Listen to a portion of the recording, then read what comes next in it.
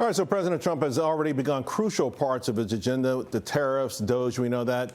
Investors now eagerly await those tax cuts and far less regulations. Now, one hurdle to getting to those this week will be the latest CR, which, of course, has always been contentious within the party. Trump knows this, and he's imploring the House and Senate to get it done.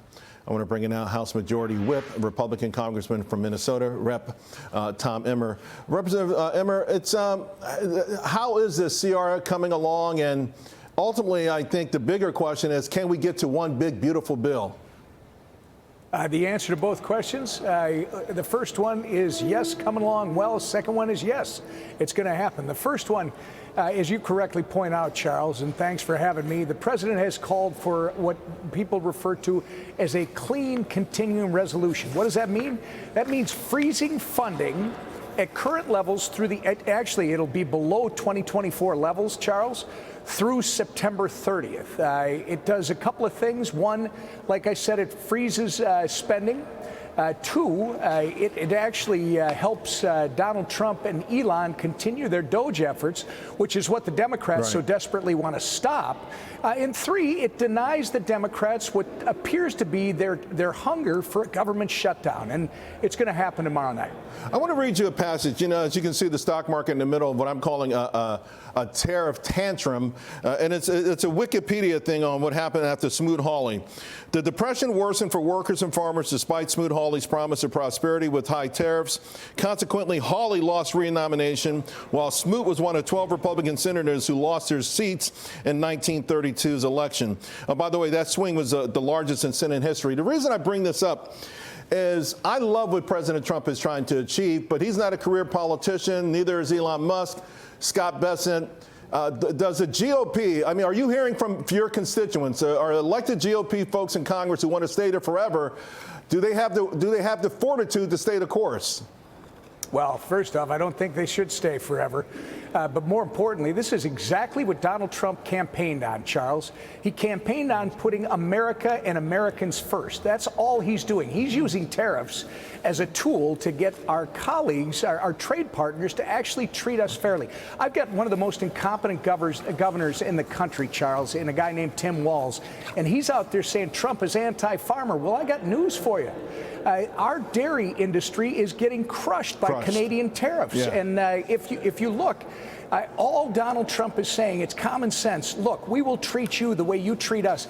The markets are going to have all kinds of different things going on. But yes, we are going to stay the course because this country's future depends on it. Why should Americans not have free and full access to markets around the world when we give all of those other folks access to our markets right here in the United States? I think Donald Trump made it very clear this is what he was going to do. I think the public's with him. And by the way, if Canada or other of our trade partners want to try and make this hard on Americans, Charles, it's actually going to help Donald Trump because he told all of us during his campaign, all Americans, that they don't care about you. I'm the one that cares about you. I'm the one that's going to take care of this.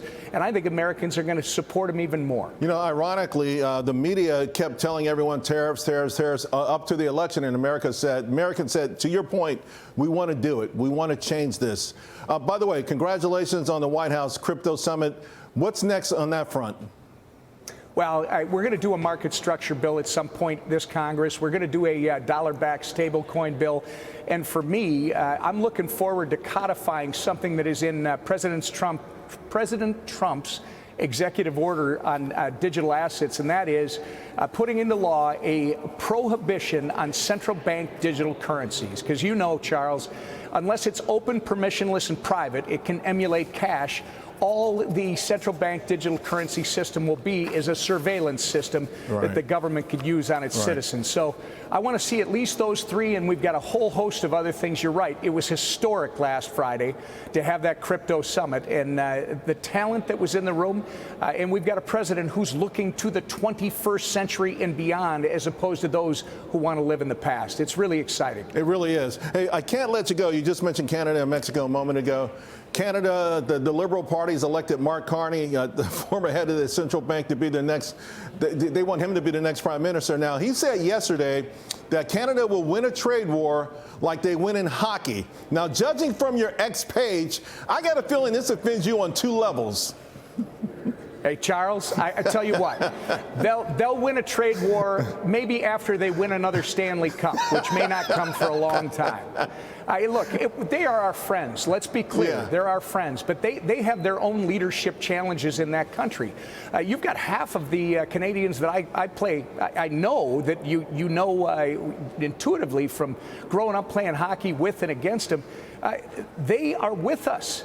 This is not a matter of unfairness from the U.S. to Canada. Right. It's the unfairness from the Canadian tariffs to American producers. Yeah. And let's get past all the rhetoric. When people start to see the numbers, Charles, again, it's only going to make Donald Trump's position stronger, and I think the Canadians are going to recognize it's better to be friends and treat each other the way we would want to be treated, rather than to do this nonsense that they're rattling the saber with. And I pray they don't go with this guy. I mean, this guy dissed the truckers strike, and he is just not a Canadian in my mind. He's an elitist who hops from continent to continent running central banks, and I think he's completely out of touch.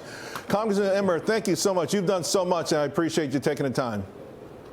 Absolutely, Charles. Thanks for what you do.